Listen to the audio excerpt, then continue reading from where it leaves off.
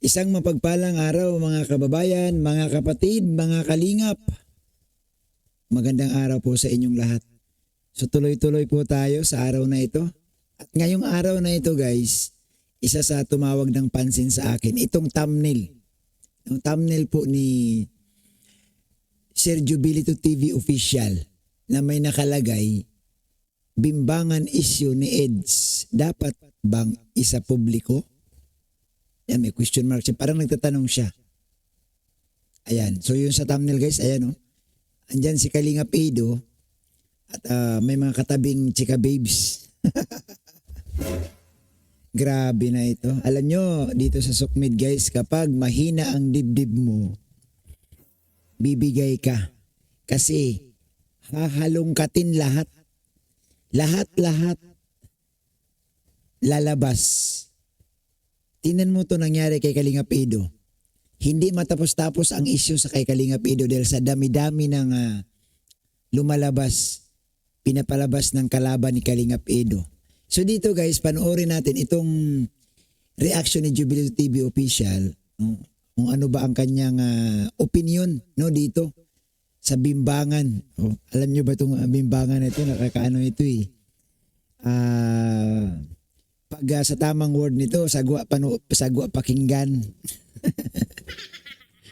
Oo, so dito, pakinggan natin ang sinasabi ni Boss Jubilito Official yan. Boss Jubilito, pasensya na manghingi ako sa inyo ng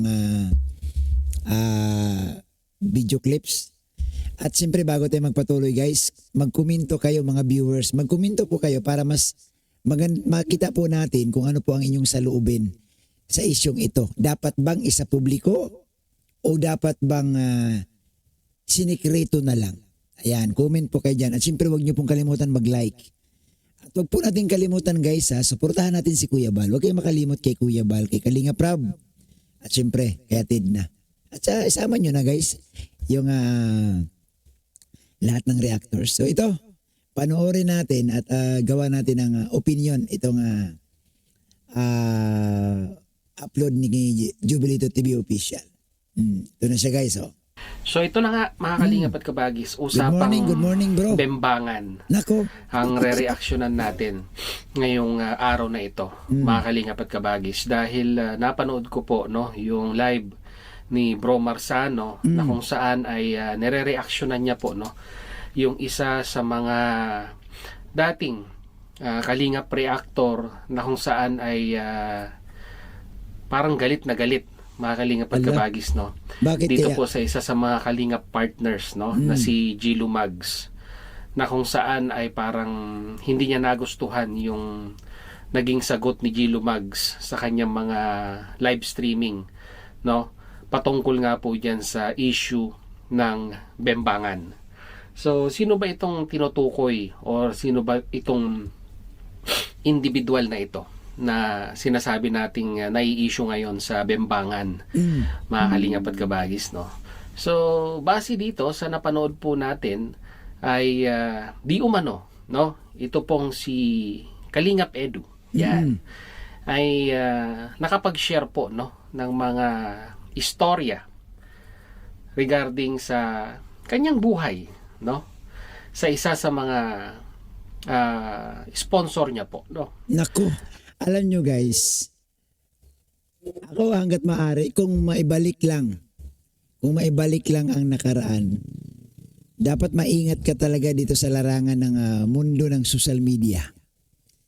Kasi kapag nagtiwala ka ngayon, hindi mo alam ang susunod kapag kayo nagkagalit na ng iyong kaibigan, ng iyong best friend, ng iyong sponsor o kung sino pa man, yung maikwento mo sa kanya, naku, ikikwento yan sa iba. Matik yan eh. Gagamitin nila yan guys na pang pasabog laban sa'yo. Totoo lang. Kaya nga doon sa mga bagong pasok dito sa social media, bagong YouTuber, ika nga, ingat po. Kasi may kasabihan nga eh. May kasabihan. Pag mabait ngayon, bandang huli, yung kinuwento mo sa kanya, gagamitin yan laban sa'yo. matagal niya na pong sponsor. At Mm-mm. pati mga sabihin na nating medyo pribadong usapan ay na-share ni Nako. Kalingap Edu dito po sa sponsor na ito. Dapat yan kasi, huwag kasi magtiwala si Kalingap Edo. Ang problema, alam nyo po, sa totoo lang, kapag ang sponsor kasi guys, napakabait talaga. Yung pang maramdaman mo na full support, lahat ng mga beneficiary mo, tutulong siya. May mga pagkakataon, maturing mo na siyang parang kapatid na eh. Or tinuturing mo na siyang malapit na malapit sa'yo. Maisishare mo yung mga bagay-bagay na kung saan dapat hindi. Kagaya nitong sinasabi ni Jubilative TV Official, ito guys ang iwasan talaga natin. Maingat. Ang problema lang kasi, sa totoo lang, kapag ang sponsor kasi masyado nang malapit sa'yo, minsan ang vlogger open na rin doon sa buhay niya. Lalo na kung maramdaman ng vlogger na ang itong sponsor na ito talagang grabe kung magmalasakit, tinuturing ka ng anak. Siyempre, pag sinabihan ka ng ganun, parang iba din ang pakiramdam eh. Tinuturing kang anak, lahat ng gusto mo ibibigay, susuportahan ka sa mga plano mo, ay talagang magtitiwala ka. Ang problema sa bandang huli. Sa bandang huli guys, yun ang malaking problema. Mabuti sana kung pagkatapos na yan, titigil ka na, umalis ka na sa social media. Ayos na yun. Pero kung magpatuloy ka pa rin sa pagbablog at itong mga dikit sa'yo, kumalas na sa'yo, abangan mo yan sa kurbada. Mag-aabang yan, aambusin ka ng mga masasamang kwento. Yun ang mahirap. Kaya dapat sa mga bago, ingat-ingat din. Ingat-ingat din kasi, nako, dikit-dikit lang to eh. Sa ngayon, kakampi mo. Sa susunod na naman, diba? Iba na yan. Di mo na alam kung kanino kakampi. Ang problema, paano kung sa kalaban kumampi at ikaw ang ngayon ang atakihin nila? Goodbye ka, masisira ka talaga. Tuloy. Mga kalingap at kabagis. Siguro, dala ng sobrang pagtitiwala at matagal Yes. nang nag-i-sponsor sa kanya, Yun nga bro, pag subang tiwala na talaga. Nako. Nako, iwasan. Sa totoo lang. Kasi hindi man lahat may mga sponsor naman talaga guys na sobrang bait at yung pagtulong nila totoo. No? May mga sponsor talaga, may mga kilala ako, lalo sa akin, tumutulong talaga yan, walang iniisip na kapalit. Pero may iba kasi guys na may motibo no? Sa umpisa, tutulong yan sila. So, tapos pag naramdaman nila na parang hindi na sila nabigyan pansin, doon na yan maglabas ng sama ng loob sa ibang tao. Oo. ay hindi na bago yung mag-share ng mga personal details at personal na istorya dito po sa sponsor na ito, mga kalingap at kabagis. Kaso nga lang po, ang lumalabas base po dito sa reaction video ni Bro Marsano ay parang ito pong mga detalyeng ito, no, ng mga personal na conversation between sponsors at dito po kay Kalingap Edu ay naikwento din di umano, mga kalingap at kabagis, ng sponsor dito po sa mga reactors na umalis, no, dito po sa community ng Kalingap. At Matik talaga yan. Sabi ko nga, di ba, kapag yung sponsor mo, makakalaban mo na, at yung sponsor mo lumipat na doon sa kabila, lumipat na doon sa kalaban mo, sigurado yan, kaliit-liitang pag-uusap ninyo, ibubutas talaga yan sa'yo. Kagaya nito guys, usapang bimbangan, kailangan pa bang isa publiko yan? Kung ako tanongin ninyo, dapat wag naman. Wag na sana. Masyado ng malalim yan, masyado ng, di ba? ito nga po ngayon, yung nagiging usap-usapan, mga kalingap at kabagis, no? Ito ngayon yung nare-reaksyonan at ito ngayon yung sabihin na nating ika nga'y ibinabato nila dito po kay Kalingap Edu. Okay? So, ang ganang sa akin lang, unang-una sa lahat, di ba? Para sa akin po, yung usapang bembangan na yan, supposed to be, ay masyado na pong pribado. Correct. Pabor ako talaga dyan. Yung ganong bagay, guys. Di ba? Kahit naman kayo, kahit naman may jowa ka eh. May nangyari sa inyo, kailangan bang ikwento mo yan? Dahil naghiwalay na kayo, hindi naman pwedeng ganon. Dapat mananatili pa rin ang respeto. Yung bang maliit na bagay na alam mo namang ikakasira ni Kalingap Edu, dapat hindi na yan sinira, hindi na yan binuksan. Para po i-share natin sa mga pinagkakatiwalaan natin. Kahit nga siguro sa best friend natin, mga Kalingap at Kabagis, ay medyo alangan pa tayo. Correct. Na i-share yung ganyang usapin. Pero hindi ko po maisip kung bakit na-i-share di umano ni Kalingap Edu itong usapin na ito. Pero dapat talaga dyan, bro, kung ako lang, tanungin itong si Kalingap Edu, na-share mo ba talaga yan kay sponsor? Baka naman gawa-gawa lang din naman ng sponsor yan. Kasi alam nyo, hindi man lahat may mga sponsor din na palagawa ng kwento. May sponsor din talaga na gagawin lahat, sirain ka lang sa social media. Yung bang gagawa lang siya ng haka-haka niya, yung kanyang panaginip, ikikwento. So, dapat dito talaga guys, no, in fairness naman, dapat yan, hindi ako maniniwala dito. Ito magbibigay mo na akong opinion. Hindi ako maniniwala sa ngayon. Kasi wala man tayong, ang naririnig lang natin yung kabilang side lang eh. Yung nagpasabog niyan eh.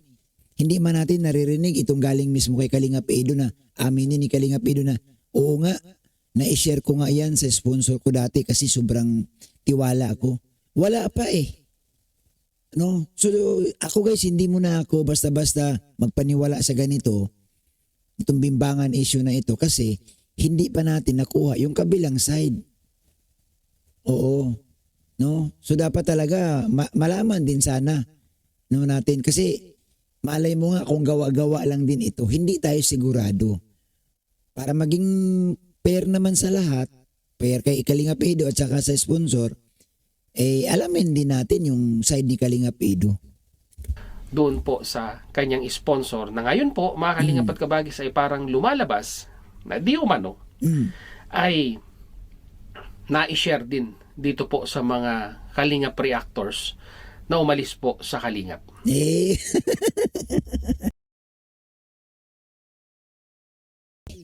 Yun talaga, kaya nga sabi ko, talagang kakawawain nila si Kalingap Edu rito. Kasi ito, bimbangan issue na ito, nakakaya ito. Diba? Okay lang siguro yung ibang issue lang eh. Pero itong ganito, talagang mahirap. Siyempre anong asahan mo yan? Kasi sa ngayon, napapanood ko, itong sponsor, na parang nagsusumbong doon sa anti-reactor din. Para naman, mabalikan nila itong si Kalingap Edu. Pero sa tingin ko, hindi talaga dapat eh. No? Masyadong ano na yan eh. Di ba? Bawal na dapat yan. Hindi po pwedeng ganun. Di po ba? Second, mga Kalingap at Kabagis, no? Yung mga ganitong usapin, di ba? Ay dapat hindi na inilalabas. Correct. Sa social media. Dapat. Di ba? Uy, magtira naman sana ng konti. Ay, doon sa mga sponsor guys. Wag naman ninyong yung mga ganitong issue, wag na sanang palabasin. Anong purpose?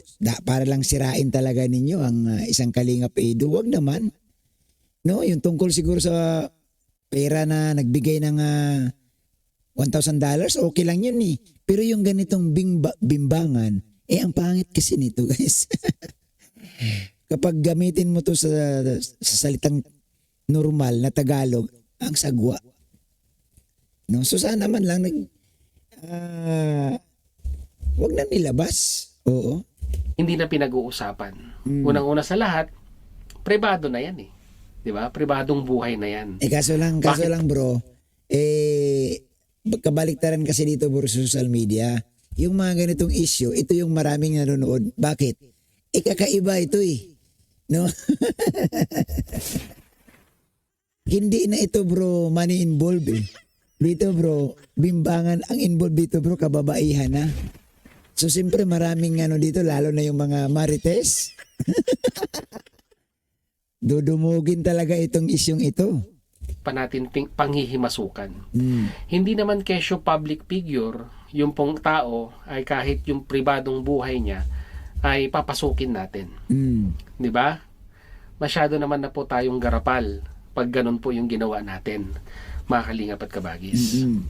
At saka pangatlo, mga kalingap at kabagis, big deal po ba yung ganito na usapin na bembangan?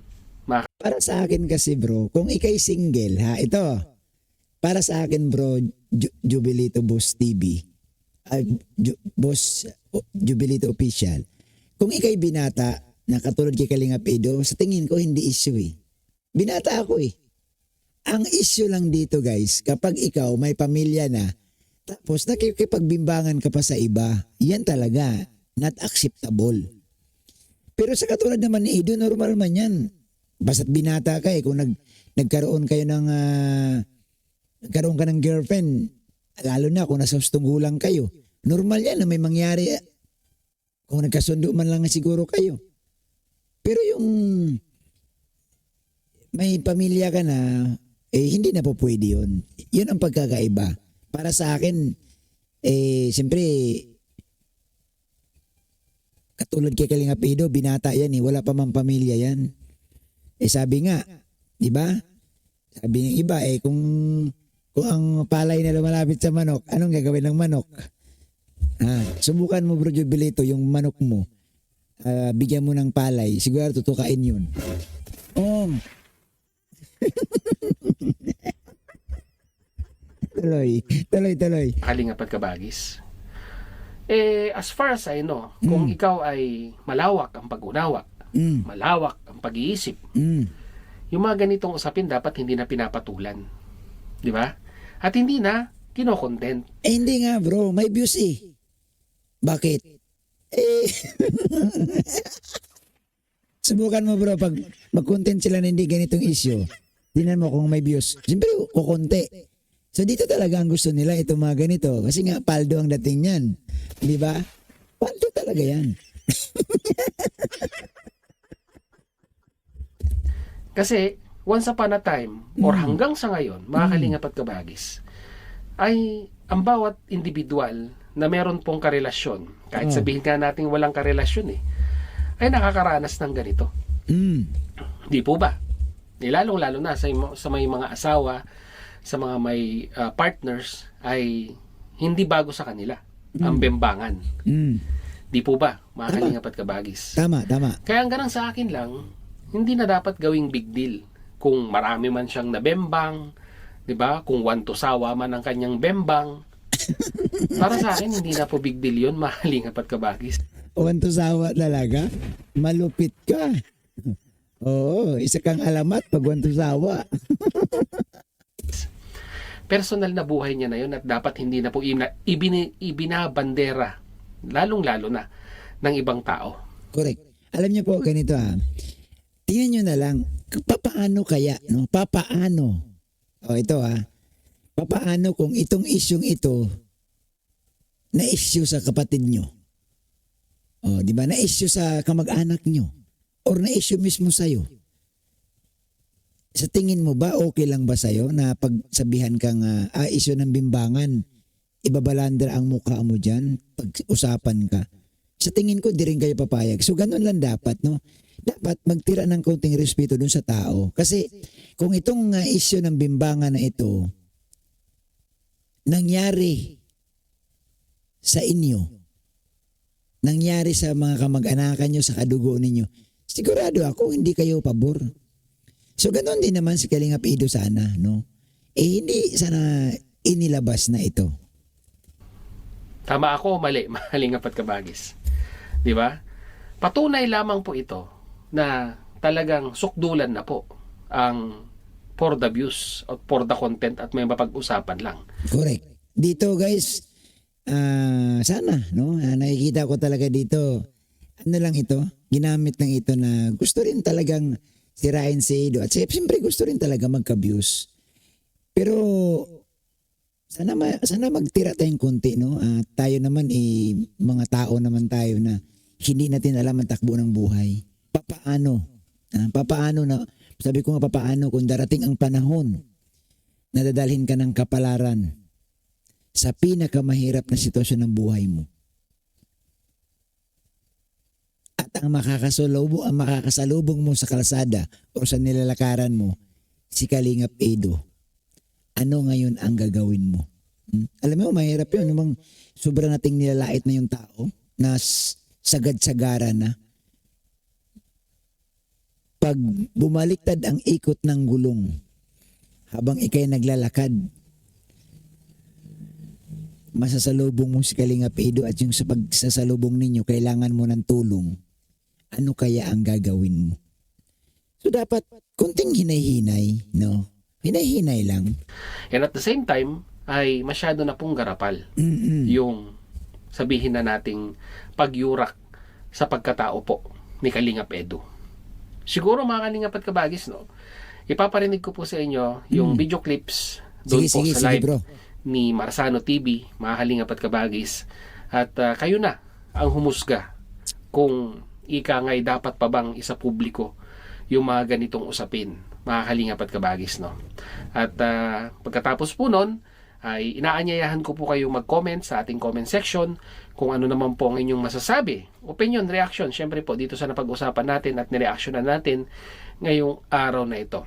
At pagkatapos po nun, mga Kalingap at Kabagis, syempre huwag nyo pong kalimutang i-like yung pong reaction video natin, at kung hindi ka pa nakasubscribe ay isubscribe mo na po ang ating Guys, supportahan natin YouTube guys, channel JBL TV para official. naman maabot na natin yung 100k Malapit na na, matagal bro. na po nating 7,000 inaasam. na lang. So yun, ito na, 7,000. mga Kalingap at Kabagis, panoorin po natin. So, Narito. alam mo yun, that's a human nature na hindi naman dapat na, kasi parang ang sa kanila, pag nakipagbembangan ka, tapos siyempre, ginagawa naman ng iba yan guys eh. Kumbaga tawag yan, one night stand, no? Na mangyayari yan, no? So, kahit hindi mo, wala kang karelasyon minsan, nagkatinginan lang kayo, kayong dalawa sa kwarto, eh, yari na may mangyari talaga. Pero sa akin, personal issue yun na hindi dapat inilalabas. Na ngayon, it seems na itong information na to galing dito kay Mami Lydia. So ako kasi parang sa akin unfair na kay Edu. Correct. Kumbaga pinagkatiwalaan ka Unfair yun. nung vlogger tapos kinuwento sa inyo. Siguro may reason si Edu ba't niya kinuwento yun. Still guys nagbe-base lang ako sa sinasabi ni Hasa. No. Pero ito is nasa inyo kung maniniwalaan nyo. Ako, kung totoo man yun, ganun yung komento ko. So, nakakalungkot lang. Kaya lesson learned to. Pero ako, mabait sana si Mami, pero nakita ko sa kanya medyo chismosa siya dun sa portion na yun. Kasi personal na yun. Pwede siyang balikan ni Edu. Kahit tinulungan niya si Edu, pwede niyang balikan yun. Kasi masyadong personal. Okay sana, ilabas mo yung, kuwari, binigyan mo si Edu. Tapos parang hindi ka naman niya pinasalamatan talaga. Tapos siniraan ka ni Edu sa mga tao. Yun, pwede mo yung si Edu eh. Pero yung ganun, bagay na to, pinagkatiwala niya yung sikreto niya sa'yo, tapos sinabi mo sa ibang tao. Ngayon, ginagamit mo panira kay Edu. Alam mo, lumalabas na masama si Mami Lydia. Ang pangit yan bro, no? Alam nyo, bro Marsano, kapag nalaman to ng mga tao na kapaligid sa'yo, di ba? Pangit sa isang tao na ganito ang malalaman nila na tinichismis mo yung mga nangyari sa ibang tao. Ibig sabihin, itong ganito kasi klaseng mga chismis guys, itong issue na ito, hindi to katanggap-tanggap talaga. Isipin mo kung manggagaling sa'yo, no, manggagaling sa'yo, na lumabas tong issue na ito, sa tingin mo ba, papalakpakan ka? Hindi. Maraming makakapuna na, ay, mahirap para pagkakatiwalaan ito. Mahirap pala dito magtiwala kasi sa bandang huli, pinapasabog niya yung mga kinikwento sa kanya ni Kalingap Edo. So, masisira din talaga itong sponsor. No, mabait sana si Mami pero Ano, sa akin wala na yun. Mabait talaga siya guys, mabait. Pero nakakatakot din pala siya. Kasi, Hindi, mabait po alam mo sa yun, hindi siya mabait kasi mapagkakatiwala. bro, nagbigay nga siya ng $1,000 eh. No, binigyan niya sa Kalingap Edo, tinulungan niya. Alam niyo, hindi biro ang 50,000, mahigit ha. Na ibibigay mo lang sa isang vlogger at maliban diyan, sa lahat ng beneficiary daw ni Kalingap Edo, tumutulong siya. So mabait talaga yan. Kaso nga lamang, okay na eh. No, nakapagpundasyon ka na ng kabaitan. Kaso lang, masisira ka naman kung ganito naman ang ending na makikitaan ka naman na may pagkamaritis ka din, may pagkachismusa din. Ano? Ito guys, kabase lang ako sa sinasabi ni Kalingap, Bro Marsano. Pero sana, wag naman sana no, na manggagaling talaga kay sponsor. Wala na sikreto. Pag ang kaibigan mo, binigyan ka ng sikreto at sinabi mo, wala na yun. Hindi maganda yun. Correct. Huwag ganun. Mas lalong sumasama yung loob ni Tita Lydia sa inyo dyan. Oh. Ang daming bulong ni Tita Lydia, hindi niya, wala siyang pakialam doon. Galing sa bunganga ni Boy. Oh, ang daming bulong. Pero, Kahit na wala kang pakialam doon, usapan nyo ni Mami Lydia ka ni Edu. Kung totoo man to sinasabi ninyo, usapan ni Edu tsaka kay Mami Lydia, bakit mo inilalabas? That's a personal yan, pwede kang kasuhan dyan, Hasa. Di mo ba alam pwede kang kasuhan dyan? Naku. Wala na siya sa issue. No, Hindi, at saka masyado ng masyado ng malalim. Tama na siguro yung naungkat yung tungkol sa pag-i-sponsor ni Mami Lydia. Pero yung pagdating sa ganitong issue ng bimbangan, wag na siguro. No? So, yun lang ang sa akin. Talagang ito ay malinaw na paninira kay Edu. No, ito ay pwede kang kasuhan, Hasa. Kasi wala ka naman pakialam dito, tutuusin eh. Ba't mo inilalabas sa social media? Masyadong private to, ba't mo inilalabas? Kasi gusto niyo siraan si Edu. O, di ba? Tsaka bakit sinasabi sa inyo ni Mami Lydia? Kung talaga mabait na tao siya, bakit niya inilalabas yun? Ako naniniwala ako. Naging honest lang si Edu sa pagkasabi niya kung may binembang man siya. Eh kung may binembang man siya, di tulad ng iba binibembang may asawa na. Yun ang pangit. Diba? Wala, may asawa, yung baba may asawa na, binembang mo. Yun ang mali. Yun ang punahin mo. Pero ito, kung dalaga binata sila, nagkabembangan. Pogi si girl, maganda si girl. Eh, normal lang naman yan eh. Diba? Nung kabataan mo ba, di mo ba naranasan yan? Na may mabembang ka o kaya mabembang ka ng iba? Lalo kabataan, normal yan eh. No? Pero syempre hindi ko in-encourage sa mga kabataan na gawin yun. Pero nangyayari talaga yan, guys. No? Sa buhay ng tao nangyayari yan. Natutukso ko eh. Oh. ayaw niyang makialam at makisawsaw. Dahil Ayaw niya makialam, makisawsaw. Pero kinukwento niya sa inyo yung mga kalokohan ni Edu na sa kanya lang naman sinabi. O ibig sabihin, nakikialam siya. O, di ba? Alam mo, yes, mabait si Mami Lydia, maraming tinulungan sa Kalingap. Sabi na natin, si Mami Lydia na ang nagbigay ng lahat ng tinulong. Abaga, siya talaga pinakamaraming tinulong sa Kalingap. Pero, do you think, susi ba yon? Ibig sabihin, may karapatan na ba siyang ilabas yung personal na bagay o sekreto ni Edu? Tapos, binanggit niya sa inyo? Yung ba ay susid? Porket marami kang tinulong? May karapatan ka lang ilabas? Wala. Dapat hindi ganun bro kasi iba eh no. Yun nga sabi mo nga kanina bro, hindi magandang tingnan na ikay kilala na matulungin tapos sa kabilang side naman pala yung isang bagay na kayo lang dalawa ni Kalingap Edo nakakaalam, ikinuwento mo pa sa iba at ikinuwento na rin sa iba. Pangit tingnan no. So para sa akin guys, sana wag na sana itong buksan pa. Kaso lang na, umpisahan na eh, no? Paano na kaya ito? Dahil yan, pwede kayo madimanda. Mali yan. Masyado ng personal na hasa. So guys, dito guys, no, sa napanood natin, comment na lang kayo guys kung ano ba inyong opinion, no? Sa akin kasi na sana ay yung ganitong mga sekreto wag na lang. So, mga viewers, comment po kayo dyan sa ating comment section kung ano po ang inyong saloobin no, sa isyong ito kay Kalingap Edo. Maraming salamat at isang mapagpalang araw sa lahat.